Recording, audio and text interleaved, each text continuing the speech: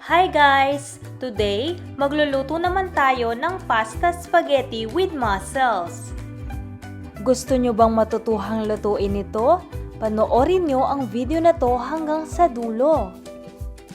Tara, magsimula na tayo.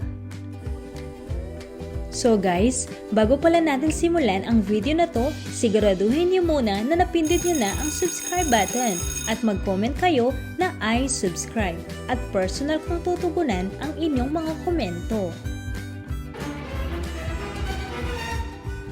At heto ang mga sangkap na gagamitin natin. Meron tayo ditong tahong, spaghetti pasta, cherry tomatoes, tomato sauce, shredded cheese, parsley, sibuyas, bawang, asin, paminta, at gagamit din tayo ng tubig at ng mantika.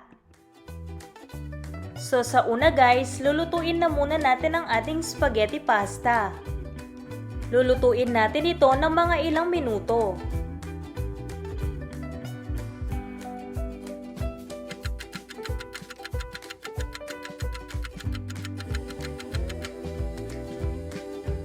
Once na naluto na ang ating spaghetti pasta, tatanggalin lang natin ito sa tubig at itatabi lang muna natin ito. Then sa isa pang lutuan, lalagyan natin ito ng mantika at once na mainit na ang ating mantika, pwede na natin gisain ang ating sibuyas, bawang at isasabay na rin natin dito ang ating paminta at yung ating parsley.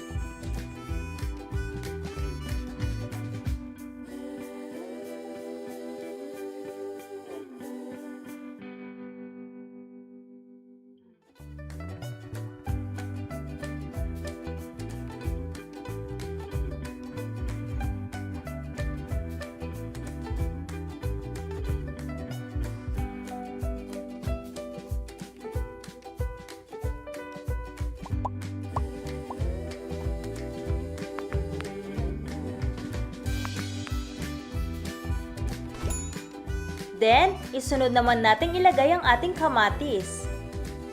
Haluin at tatakpan lang natin ito at lulutuin ng mga ilang minuto.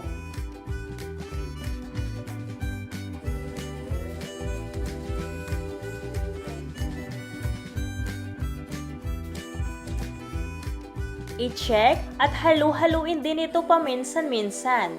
At maglalagay din tayo dito ng tubig.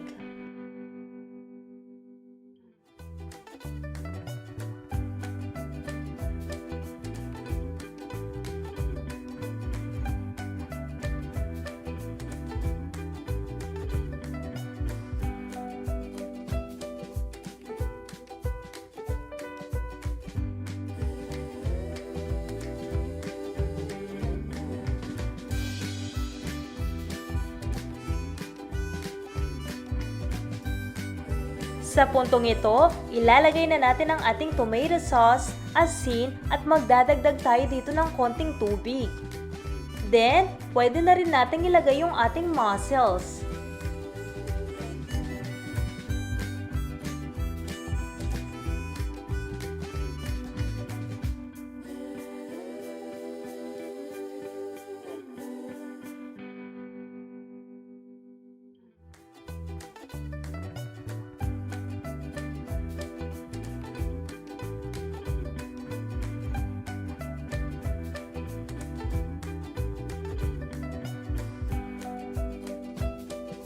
Haluin at tatakpan lang natin ito at lulutuin ng mga ilang minuto.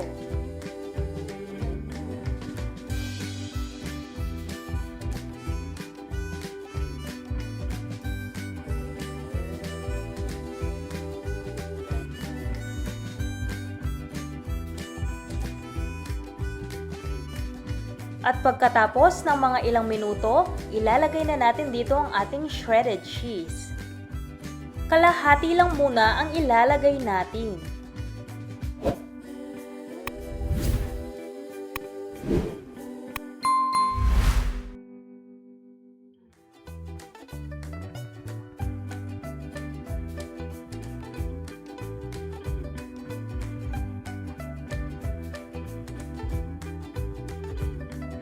O diba, sauce pa lang, napakasarap na.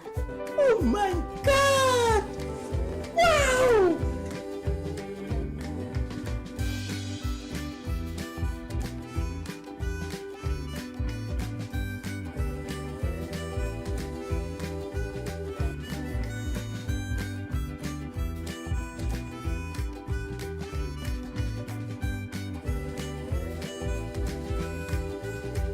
At pagkatapos ng mga ilang minutong pagluluto, pwede na natin itong iserve.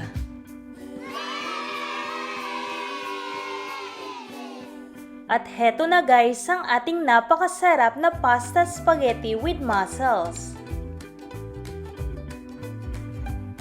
Bon appetit! Sana nagustuhan niyo ang recipe ko na to at itry nyo din. Alam ko na sobrang magugustuhan niyo ito.